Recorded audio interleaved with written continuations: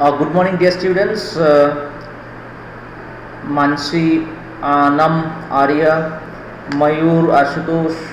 Good morning to all of you. Dear students, today we are going to revise one topic from grammar, that is simple, complex, and compound sentence. Okay, this is where I think you need some kind of tips, because in the transformational sentences, these sentences will be given and you will be asked to change that actually. Okay, so today we are going to I am going to explain you structural division of sentences, and the pattern will be types are simple, complex, and compound sentences. Okay, so we shall find this out in a short while from now. Let some more students join with us in the meantime. So Tanvi, am I audible to you clearly? Kindly confirm with the text so that I can go ahead with my topic today. Am I audible loud and clear to you?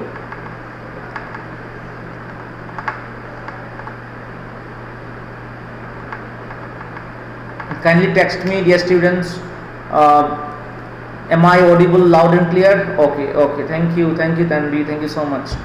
Okay, so dear students, see, today we are going to revise these three types of sentences: simple sentence, complex sentence, and compound sentences, which are, dear students, very important, because we have a topic called transformational sentences, where one type of sentence will be given to you and you will be asked to convert it to another type. Okay, like if you are given simple sentence, you will be asked to convert into complex sentence. If you are given complex sentence, you will be asked to change into compound sentence or simple sentence. So that is why we need to know the structural pattern of these three types of sentences: simple sentence, complex sentence, and compound sentence. Okay, so dear students, always remember that a simple sentence has like here I show you, in this picture I show you, you can see here. Okay, a simple sentence has one finite verb. Okay, it has one finite verb, and like example, you see here, dear students, you can see this here. John loves his younger brother. So it's a simple small sentence. Okay, so it has only one finite verb. Always remember, simple sentences are having one part. Okay, and they are short sentence having only one finite verb. See here, loves is the finite verb. What is finite verb? The verb that agrees with the subject in number and person are called finite verbs. So loves agrees with subject John, that is why love is here. Love is a finite verb. If a verb is directly connected to its subject, it is called a finite verb. A simple sentence has one subject and one predicate. Like for example, my brother plays chess very well. My brother is subject, plays chess very well is predicate. Okay, so another example, you see, a simple sentence is a sentence which has only one finite verb, one subject, and one predicate. A simple sentence expresses a complete meaning and is independent in nature. Okay, it is independent in nature. Why? Because it is independent in nature. Why? Because it has only one subject and one predicate. It does not depend on any part of the sentence for expressing its meaning. Okay, like complex sentence. Okay, complex sentence has to depend on the means. In complex sentence, you will find there are two types of clauses, but in simple sentence, it is very simple. Why? Because simple sentences are having only one finite verb. Therefore, they are very much independent in nature. They can express the meaning by the sentence itself. Okay, but in complex sentence, when you will switch over to complex sentence, you will find that some part of the sentence depends on another part. Like here in simple sentence, you don't see, it is only one part of sentence. John loves his younger brother. Okay, he loves to play cricket, or he studies in class 10, or you can say, for example, he is present, he is reading a book at the moment. These are all the examples of simple sentence. Always remember that a simple sentence is going to have only one finite verb, and it is not going to be very long. It's going to be a simple, short and simple sentence. Like for example, I love to play cricket.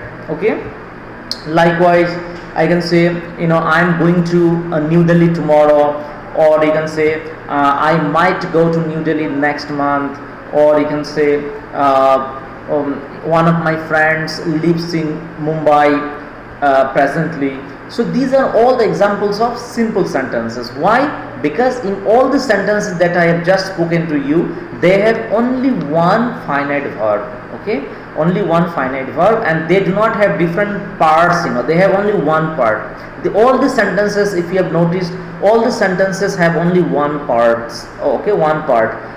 Therefore they do not have to depend on other part of the sentence. So that is what is simple sentence all about. Okay, a simple sentence has only one verb, one subject and one predicate. Okay, always remember that, one subject and one predicate. So a simple sentence, how to identify? You will identify simple sentence by seeing the finite verb, only one verb, only one subject, only one predicate, and they are normally one part sentence, means they consist of only one part. They do not have more than two parts. Okay, so this is how you will identify simple sentence. Okay, so now let me go to complex sentence. Okay, so let's find out what is a complex sentence. Okay, what is a complex sentence? Okay, so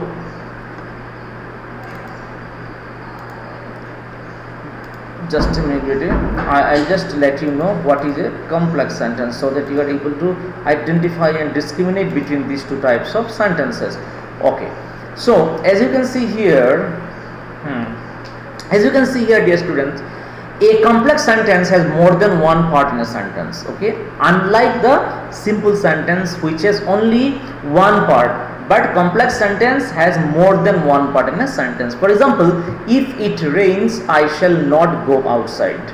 So if it rains is one part, I shall not go outside is the second part. So if it rains, I shall not go outside is the example of complex sentence. There are two parts in this sentence. First part, if it rains, and second part, I shall not go outside.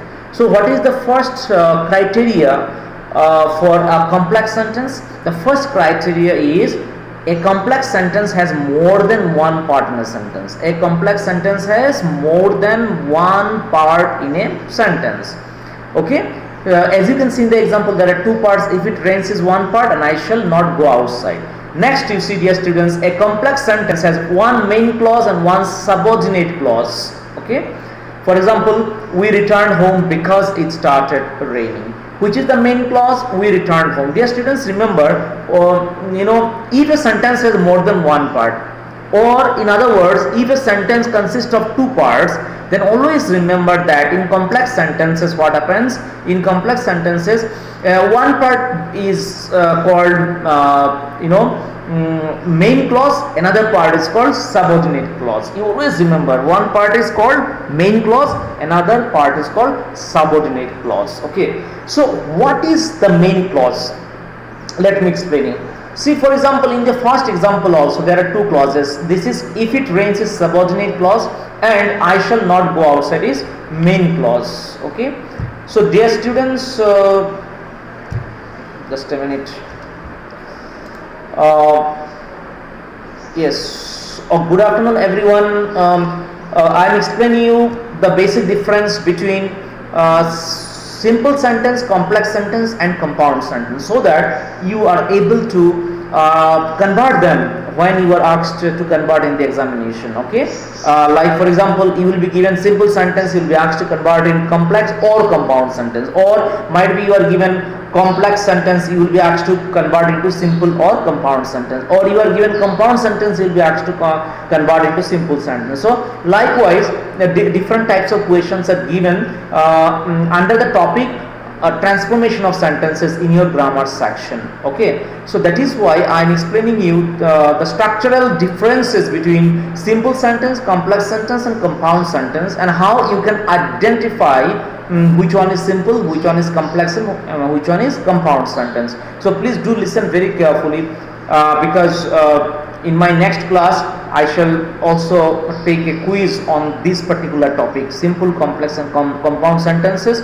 So you have to tell me which is what, and also there will be some questions. So whatever I am teaching you today, whatever I am explaining you today, everything will be there included in the quiz, okay, on the next day. Therefore you please do follow carefully, attentively. So I am continuing the explanation of complex sentence. Okay, so dear students, as I told you, a complex sentence has more than one part in a sentence. Okay, like if it rains, I shall not go outside. So you see here, I shall not go outside is one part, if it rains, another part. Okay, now the question comes in the second point. Okay, second point, it is given a complex sentence has one main clause and one subordinate clause. My question is, what is main clause and what is subordinate clause? Dear students, always remember, main clause is that part of the sentence which is not dependent on any part. Like for example, we returned home. We returned home is very much independent in itself. It does not need any other part of the sentence to explain its meaning. Understood? That is why it is called main clause. Always remember, dear students, main clause is that part of the sentence which expresses the meaning independently or which expresses the meaning completely. Understood? But on the other hand, subordinate clause is that part, is the part of the sentence which has to depend on the main clause to express its meaning. It is always dependent. Subordinate clause is otherwise known as dependent clause. Always remember. Subordinate. What is the meaning of subordinate, dear students? Subordinate meaning something which is under something. Okay, something which is under something. This is called subordinate. Suppose, and in terms of, if we apply this term subordinate to office or workplace, then subordinate means, suppose X is subordinate to Y. It means Y is having a greater profile than X. Okay, that is why it is said X is subordinate to Y. So if X is subordinate to Y, it means Y is having a better rank or better profile, okay, in the workplace than X. So in terms of profile, Y is number one in an office and X is in number two position. So we can also apply subordinate in different places, okay, in house also, but normally in workplace we use this word subordinate, and when it comes to human application, of course, and here in grammar also we are using subordinate. Subordinate means that which is not independent in itself, okay, which needs the support of somebody else, okay, for its functioning. Okay, so subordinate, always remember, subordinate clause is that part of the sentence which depends on the main clause to express its meaning. See, if I just simply tell you because it started raining, will it make any sense? No. Why? Because we have missed out the first part of the sentence, which is main clause. So that part of the sentence which cannot express its meaning independently is called the subordinate clause or dependent clause. Understood? For example, if it rains, if I just stop after saying if it rains, then it doesn't make any perfect meaning or complete meaning. It has to, therefore if it rains is called subordinate clause. Okay, always remember that subordinate clause has to depend on the main clause for expressing a complete meaning. Understood? So if I say if it rains and then I don't proceed, then it is not making any sense. So subordinate clause is that part of the sentence which does not express a complete meaning by itself, and it depends on the main clause to express its meaning independently.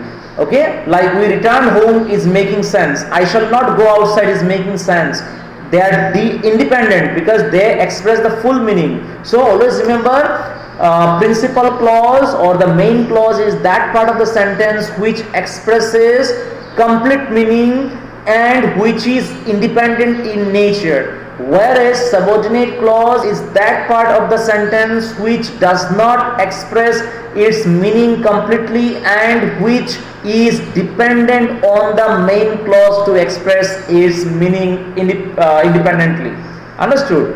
So that is the difference between main clause and subordinate clause. And in a complex sentence, you must have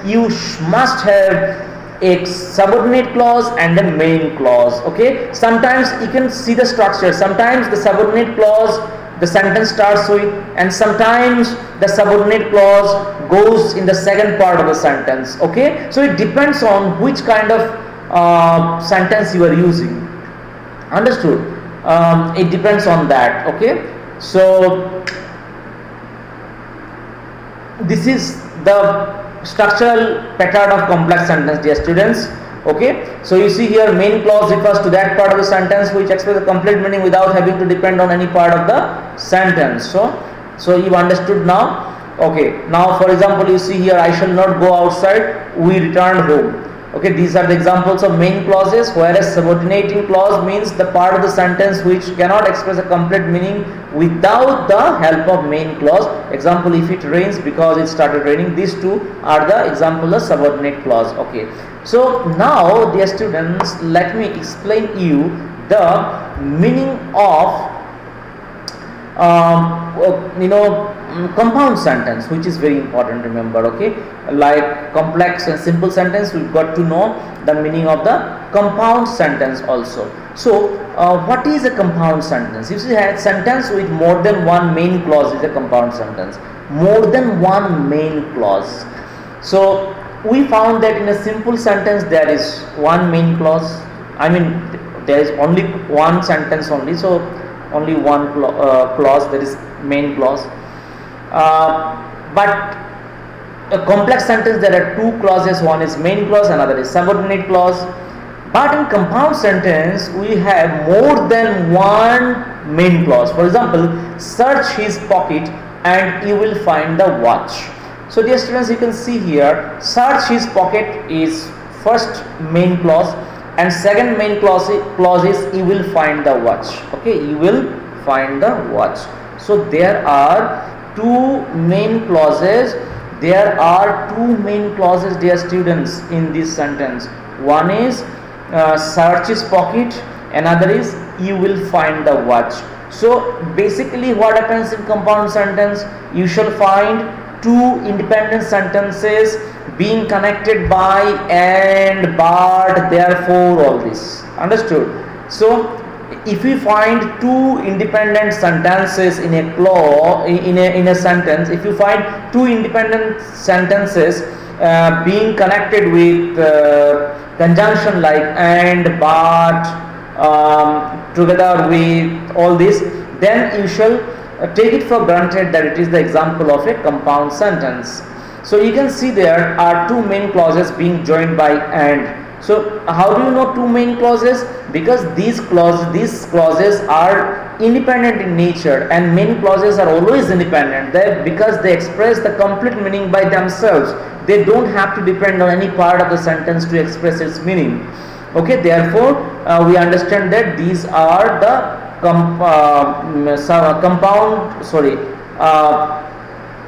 this is the example of compound sentence, and they are having two main clauses. So what are main clauses? Main clauses are those part of the sentences which expresses the meaning independently. Okay, independently without depending on any part of the sentence. So you will find the watch. You will find the watch independent sentence. Search his pocket is also independent sentence. So if two independent sentences are joined by and, but, therefore, so, they are called compound sentence. I did not like the food, but I ate everything. See, I did not like the food. Complete sentence. It's expressing a complete meaning. Again, I ate everything. Again, when I say I ate everything, this sentence is also expressing a complete meaning. So if two independent sentences which express independent complete meaning are connected by and but therefore so, they are called as, or they are called compound sentences. Two main clauses being joined by but. So dear students, you see here a compound sentence has two or more coordinate clauses. Okay, coordinate clauses are independent clauses and can convey complete meanings by themselves. Dear students, always remember, like I said, main clause and subordinate clause. So main clause is also otherwise, or main clause is otherwise known as coordinate clauses. Okay, coordinate clauses, why? Because they do not have to depend on any part of the sentence and they express a complete meaning by themselves. Okay, they express a complete meaning by themselves. That is why they are also called coordinate clauses. Okay, so coordinate clauses are independent clauses and can convey complete meanings by themselves. The examples given in A and B are coordinate clauses. Okay, like here they are the examples of coordinate clauses. Search his pocket, you will find the watch. I did not like the food, I ate everything. Okay, so those clause means main clause is otherwise known as coordinate clauses. Okay, now you can see the difference between complex and compound sentence is the number of main clause. Complex sentence has only one main clause, whereas compound sentence has more than one main clause. If it rains, I shall not go outside. So only I shall not go outside, only one main clause in complex sentence, whereas you have more than one coordinate clause, or you can say main clause in a compound sentence. For example, I did not like the food is one main clause, another is I ate everything. So in a compound sentence we have more than one main clause, or you can say we have more than one coordinate clause, whereas in complex sentence we have only one main clause. The rest part of the sentence is called subordinate clause, because that part of the sentence depends very much on the main clause to express its meaning independently. Okay,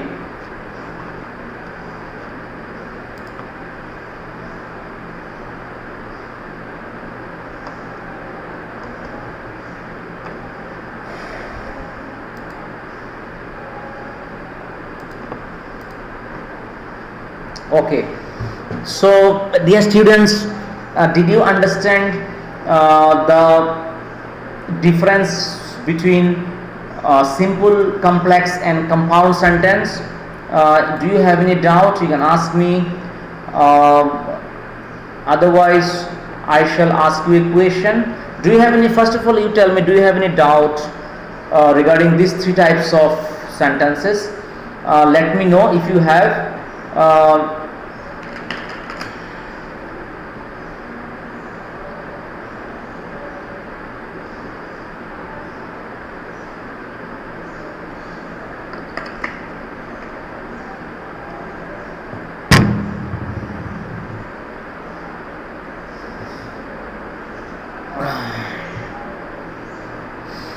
Yes, Tanvi, this is a revision class actually. This is a revision class. We have to revise, because even if I have taken this class before, how many students can answer me if I ask them one or two questions? For example, if I ask any one of you, okay, for example, thank you Arya, Divedi, Sadvika, Sohani, Mayur, thank you so much. Okay, so if I ask you, Tanvi, tell me your name, okay, and ask you to convert this sentence into a complex sentence, how will you do that? If you are able to do that, I can understand that you have understood my first lecture completely well. But if you are not able to tell me the answer, then I shall understand that even my second lecture is not complete. Why? Because you are not able to tell me the answer. So tell me the answer of this. If I ask you, tell me your name, what should be the, how can you convert this sentence into a complex sentence?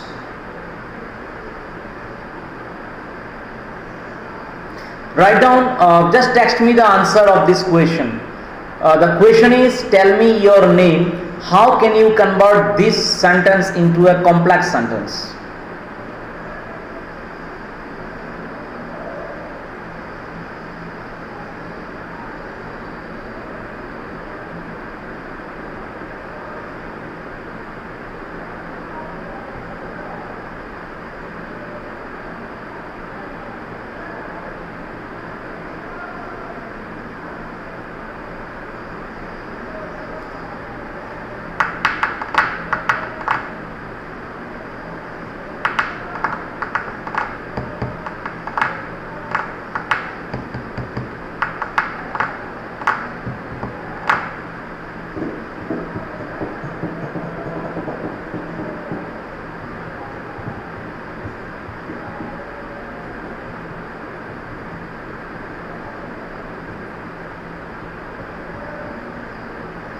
Okay, Arya Dwivedi is correct to a great extent. Tanvi, I am sorry, you are not correct. Why? Because where is the subordinate clause? A complex sentence, you always remember the property of the complex sentence. What is the property of the complex sentence? Okay, if a sentence has to be a complex sentence, what are the criteria that it has to meet? Okay, so the main criteria of a complex sentence is to have two sets of clauses. One is main clause, one is subordinate clause. Like Arya Dwivedi wrote, tell me what is your name. So there is a sense here, because you see, tell me is main clause and what is your name is the subordinate clause. Okay, but Arya Dwivedi, there's a slight correction in your answer. It should be tell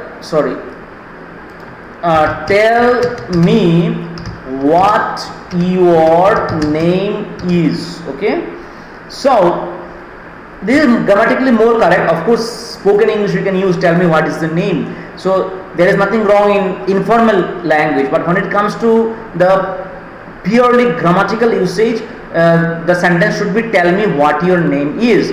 So this is the complex sentence. Tell me is the main clause and what your name is the subordinate clause. Understood? So this is the reason exactly why, Tanvi, we need to repeat the lessons. Okay, because at least if we repeat the lessons, revise the lessons, then many doubts come to our mind and we are also able to learn many things. Okay, so that is the reason as to why I was interested to revise the lesson, complex sentence, simple sentence. Okay, now my next question is, tell me, if I ask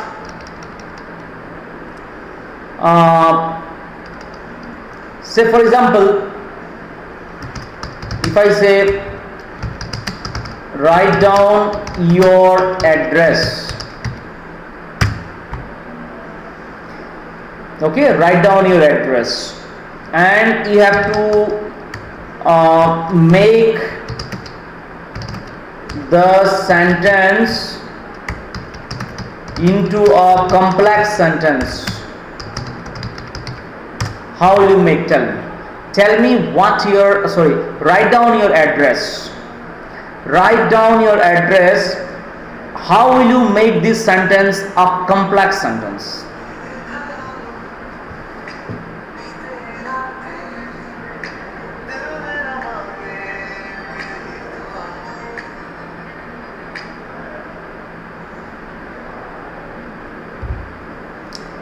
So dear students, tell me, write down your address. So what will be the complex sentence of this particular sentence? Write down your address.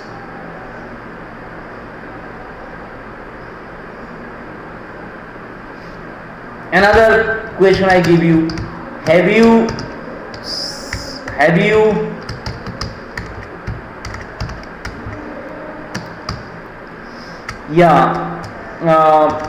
Arya, it should be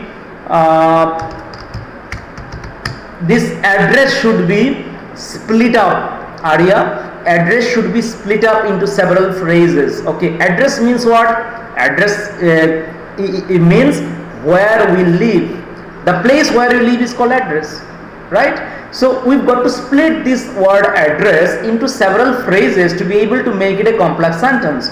For example, you write down where you live.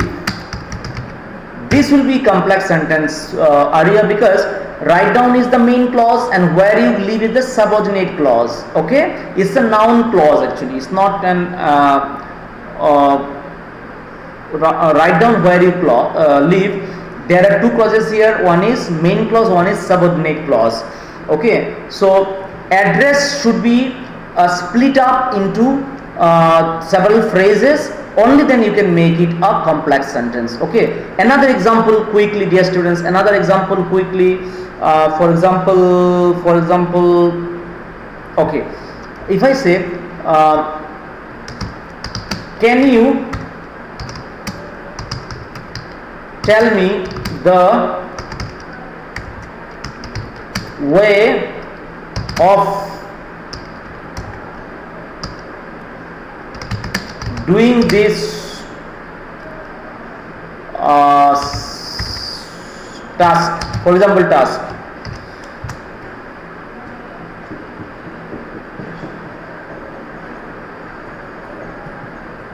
Yeah, Prakhar, write down the place where you live is also correct. That time Prakhar, it becomes adjective clause actually, understood, because you are writing place here. Okay, and when I say write down where you live, that is also correct, but the clause will be different. Okay, so if I say write down where you live, this will be the example of a noun clause, whereas when I say write down the place where you live, it will be adjective clause. Okay, so yes, very good, Arya Divedi, you got the point now. Tell me the place you live. No, tell me the place you live is not correct, Mayur. Why? Because this where is not there, na? That's why. Okay, tell me the place where you live is correct. And can you tell me how can I do this task? Yes, but see, tell me how to do this task, na? And can you tell me? Okay, Tanvi, second part is correct, of course. Second part you can do like this, because see, you cannot write can you tell. Why? Because tell me is given in the question. See, I have given in the question tell me. Okay, so sorry, I have given can you tell me. Oh yeah, you can. Can you tell me the way of doing this task, na? So can you tell me how I can do this task? Tanvi, in place of can I, you please write how I can. Okay, how I can do this task. Okay, then your answer is correct, Tanvi. And Arya, you also write like this, because if you say tell me how to do this task, Arya, then that question interrogative sense is not coming. Understood? So in order to retain the interrogative sense, you've got to write can you tell me how to do this task. You can retain the second part, how to do this task, you can retain. Very much correct. Okay, how to do this task, very much correct. But you've got to change the first part, like can you tell me. Understood? Tell me should be replaced by can you tell, so that the interrogative sense is retained in the first part of the sentence, whereas the second part of the sentence, as you've written how to do this task, can be retained, because this is showing the sense actually here. And Arya, Tanvi, you have to just make a minor change, like you can say